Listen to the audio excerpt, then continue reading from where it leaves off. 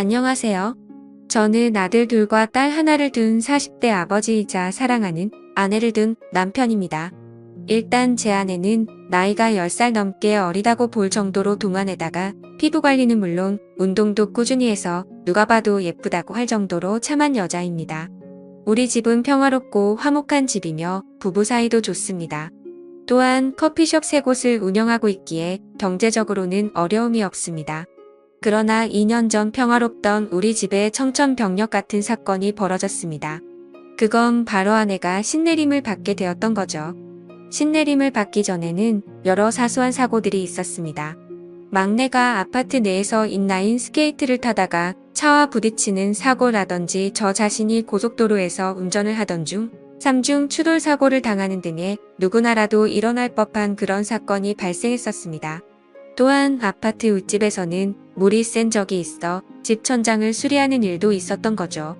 이는 흔한 사건은 아니었지만 살면서 언제든 일어날 수 있는 사건들이었습니다.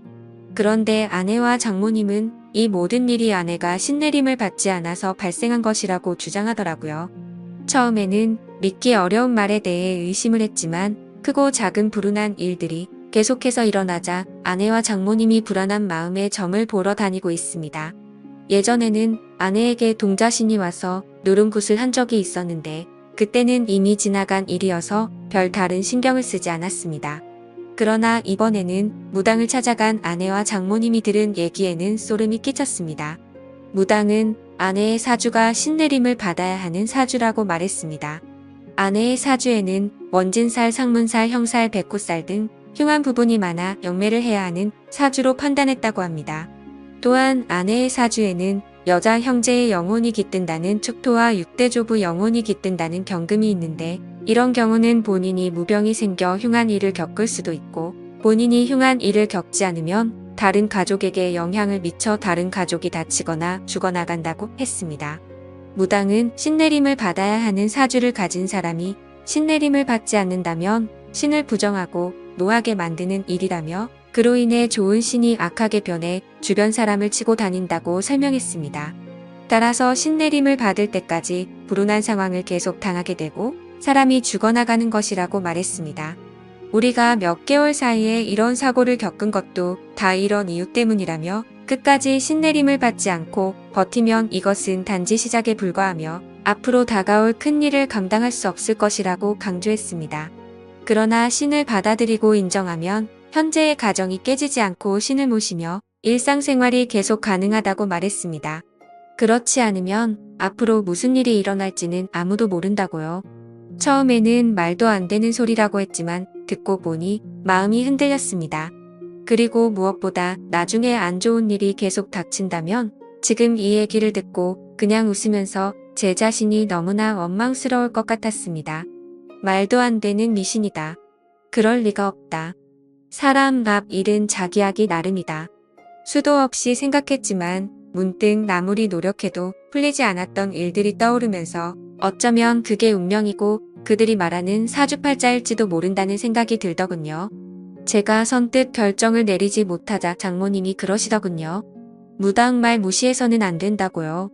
아무리 그 사람들 말이 믿어지지 않아도 그 사람들은 접신한 사람들이라고 영적인 존재를 부정할 수도 없는 일이라고 했습니다. 쉬운 선택은 아니겠지만 결국 한 번은 거쳐가야 할 일 아니겠냐고요. 신내림을 받고 산속으로 들어가서 무당이 되려는 것도 아니고 가정 깨지지 않고 일상적인 생활이 가능하다고 하니 한 번만 믿고 내린 붓을 받아보자고 했습니다. 물이 엎질러진 후에는 후회해도 소용없는 일이라고요. 들어보니 장모님 말씀도 완전하게 틀린 말씀은 아니다 싶었습니다. 그게 사실이든 아니든 일단은 안 좋은 일이 생길 수 있다니 그건 맞고 보자 싶었지요. 그래서 저는 신내림은 어떻게 하면 되는지 비용은 얼마나 드는지 알아보기 위해서 아내와 함께 직접 신내림을 해준다는 무당을 찾아갔습니다. 생각했던 것과는 달리 무당은 남자더군요. 장모님과 아내한테 얘기 들었다고 어떻게 신내림을 하면 되는지 물었죠. 그랬더니 그 남자 무당이 말하길 신내림은 아주 신중하고 조심스러운 거야. 신내림을 조금이라도 의심하거나 말도 안 되는 소리라고 하면 부정 타서 잡기가 붙을 수 있으니까 지금부터 영접할 때까지 무조건 입 조심, 몸 조심해. 몸 조심을 하라는 것은 두 가지 의미를 가지고 있어. 하나는 몸이 상처가 나지 않도록 조심하라는 것. 하나는 몸을 정갈하게 하라는 것. 신내림 날짜가 정해지면 부부관계는 절대 하지 마. 신이 오시려다가 부정이라고 그냥 가버릴 수 있어. 그리고 신내림 굿은 날짜 잡힌다고 바로 할 수 있는 게 아니야. 허주굿을 먼저 하고 옳은 신이면 받아들이고 옳지 않은 신이면 떨쳐내고 다시 올바른 신을 받아야 하는데 허주굿은 한번 진행할 때마다 그리고 내림 굿을 하는 데는 1,500만 원이 들 거야. 하더군요. 허주굿이 뭔지 내림이 뭔지 모르겠지만 일단은 알겠다고 빨리 진행시키고 싶다고 했습니다. 그러면 허주 비용 먼저 선입금시키고 한 달 후에 몸도 마음도 정갈하게 해서 그때 보자고 하더군요. 저는 무당이 하라는 대로 돈을 입금시킨 후 한 달 동안 부부관계도 하지 않고 신내림 하는 날짜만 기다렸습니다. 빨리 끝나고 일상으로 돌아가고 싶었습니다. 그렇게 한 달 후 허주굿이라는 걸 시작했습니다. 허주굿은 비공개로 진행되며 기도를 하고 싶으면 건물 밖에서 기도를 드리고 절대 안으로는 들어오지 말라고 하더군요. 사람들이 들락거리면 신들이 편하게 출입하지 못한다고요. 저는 알겠다고 하고 차에서 기다렸고 장모님은 그 땅 바로 앞에서 돗자리를 깔고 기도를 올렸습니다. 아내는 평상복이 아닌 하얀 한복 같은 것으로 갈아입고 허주굿을 하러 들어갔는데 3시간이 걸려도 안에서 나올 생각은 않는 겁니다. 그래서 장모님한테 가서 왜 이렇게 안 나오냐고 원래 이렇게 오래 걸리는 거냐고 했죠. 그랬더니 그때 상황에 따라 다르지 않겠냐며 아무래도 일이 잘 안 풀리는 것 같다고 장모님은 더 열심히 기도를 올리셨습니다. 저는 도대체 저 안에서 무슨 일이 일어나는지 궁금했습니다. 어떤 때는 방울 소리 같은 것이 요란하게 났다가 어떤 때는 주문을 외우는 듯한 소리가 들렸다가 또 갑자기 조용해지기도 하길래 그 안에 한번 들여다보려고 하다가 관뒀습니다. 혹시나 저 때문에 부정 탔다고 할까 봐서요. 저는 굿이 끝나기만을 기다리며 차에 앉아 있었죠. 그렇게 굿을 시작한 지 5시간쯤 지났을까? 아내가 기진 맥진한 듯 나오더군요.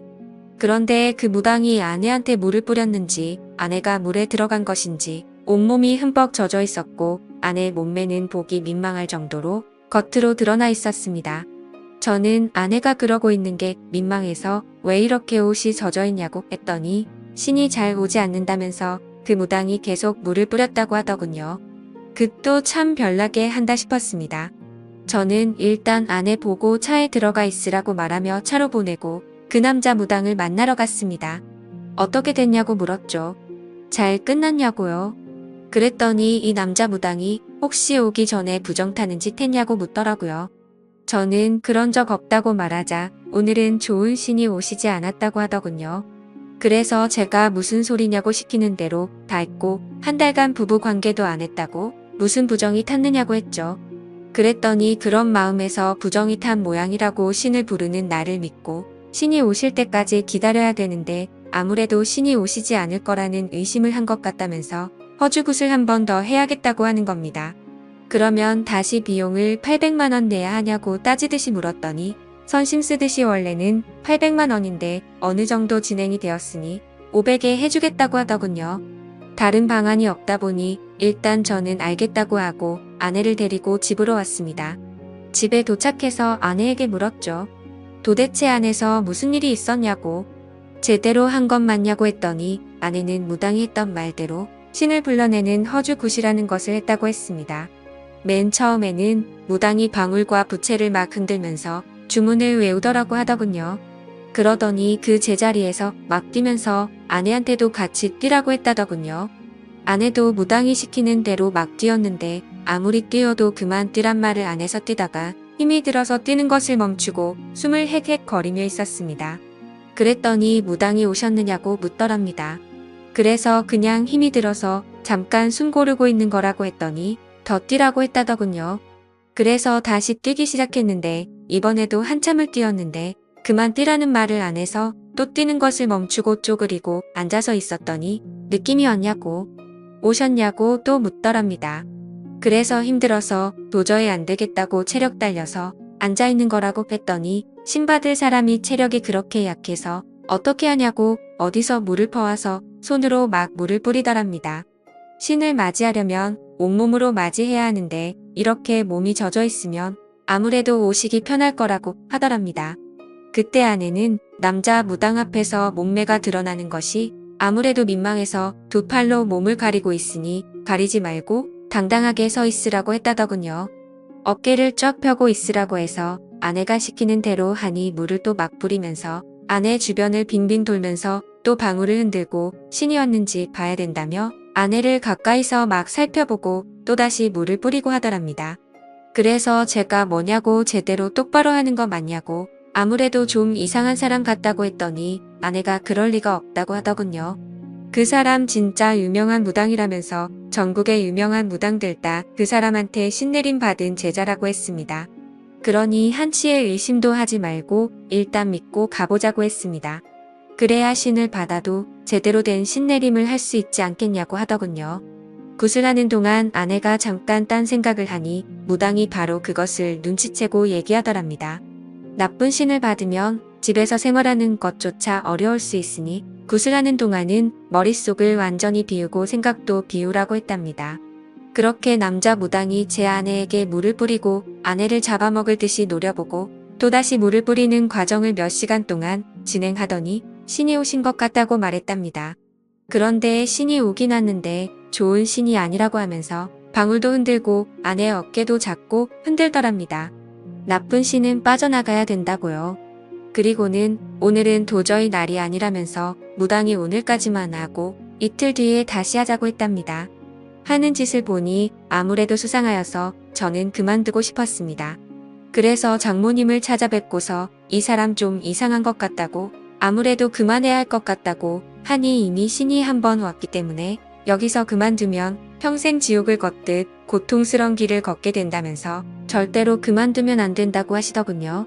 다음에는 신이 꼭 오실 거라면서 일이 끝날 때까지 우리는 조용히 믿고 기다리면 된다고 장모님이 사정사정을 하셨습니다.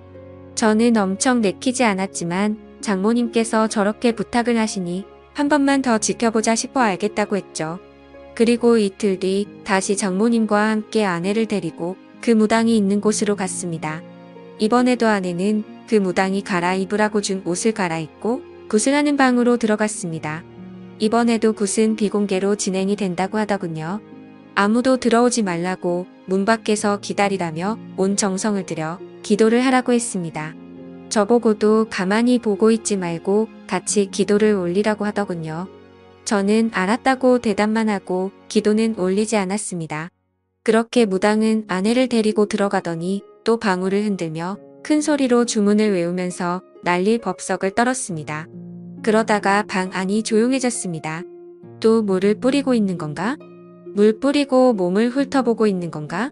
저는 온갖 상상이 다 들었습니다. 장모님은 자리에 앉아서 열심히 손바닥을 비비고 계셨는데 저는 그대로는 도저히 있을 수가 없어서 굿하는 방을 들여다보기 위해서 방 옆으로 나 있는 창문을 들여다봤죠. 방 주변은 대나무로 가려져 있고 흰 창 같은 것을 막 둘러서 안이 잘 보이지는 않았지만 빈틈으로 자세히 들여다보니 방 안의 모습이 조금 보이더군요.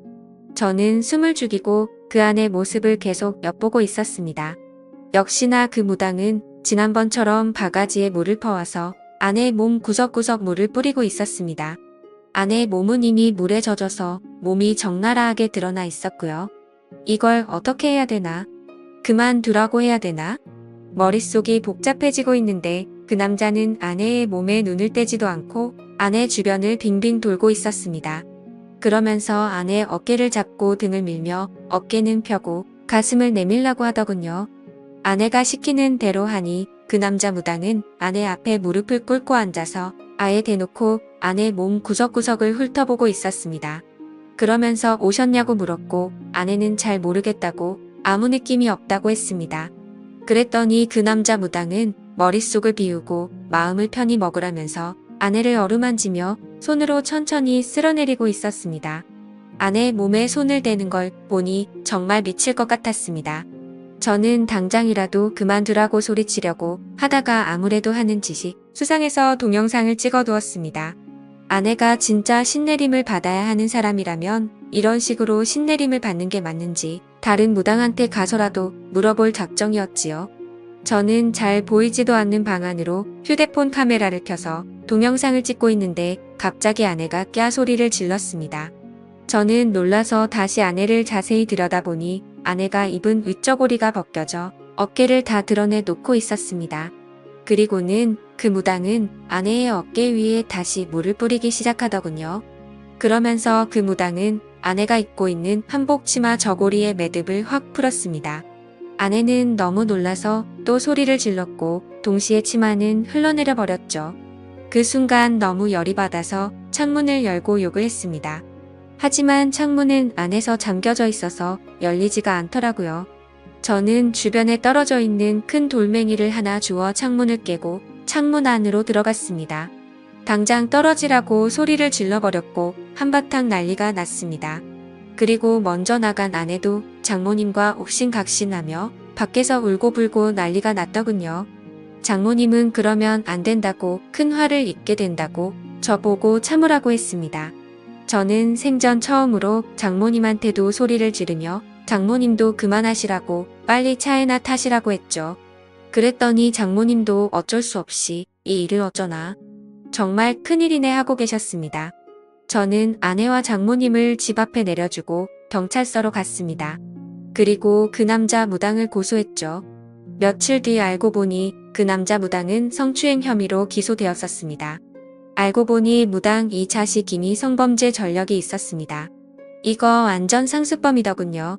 1년 전에도 신내림을 한다며 여성 신도를 끌어들여서 여성의 옷을 벗기는 등 더러운 짓을 해서 고소됐는데 그때는 기소유예 처분만 받았다고 하더군요. 그런데 정신 못 차리고 또 다시 똑같은 범죄를 저질러 이번에는 아무리 피해자와 합의를 해도 실형을 피하기는 어려울 것이라고 했습니다. 그렇게 그 인간은 재판을 받게 되었는데 징역 5개월에 집행유예 2년을 선고받았고 성폭력 치료 프로그램 40시간 이수에 5년간 신상정보 공개를 하게 되었습니다. 그리고 그 사기꾼 성범죄자한테 들어간 돈은 그대로 회수하였습니다. 그 인간이 선고받은 것을 보고도 장모님은 신내림을 받아야 되는데 받다 말아서 어떻게 하느냐고 앞으로가 걱정이라고 말하더군요. 그래서 제가 장모님한테 저런 사기꾼이 하는 말을 믿냐고. 신내림은 무슨 신내림이냐고. 여자 꼬셔서 어떻게 하려고 하는 더러운 놈이니까 신내림이니 뭐니 그런 말 신경 쓰지 말라고 했죠. 우리 집에 아무 일도 안 일어난다고 말했습니다. 제가 그렇게 열을 올려 열변을 토하듯이 얘기를 하니 장모님은 알겠다고 대답을 했지만 여전히 안절부절 못하시는 것 같았습니다. 그때 그 일이 있고 나서 지금 2년이 지났지만 제가 운영하는 커피 전문점은 여전히 잘 되고 있고 그 무당놈이 얘기한 가시밭길이나 지옥 같은 고통은 아직 전혀 없습니다. 앞으로도 당연히 없을 거라고 생각합니다. 이번 일로 크게 깨달았죠. 그런 말에 현혹되어 무당을 따라다니면 평생 무당 손에서 놀아나서 무당을 벗어날 수 없게 되고 나중에는 무당의 노예가 된다는 것을요. 그리고 아내한테 얘기했죠. 앞으로 절대 장모님 말 듣고 무당집 같은 데 따라다니지 말고 정 믿음이 필요하면 다른 종교를 가지라고 했습니다.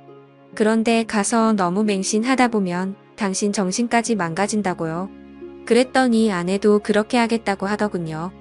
평온했던 가정의 무당말만 믿고 신내림을 받았다가 정말 큰일 날 뻔했던 일이 이 정도로 끝나서 얼마나 다행인지 모르겠습니다. 앞으로는 그런 말에 현혹되지 않고 현실에 충실하며 살아가려고요. 제 사연을 읽어주셔서 감사합니다.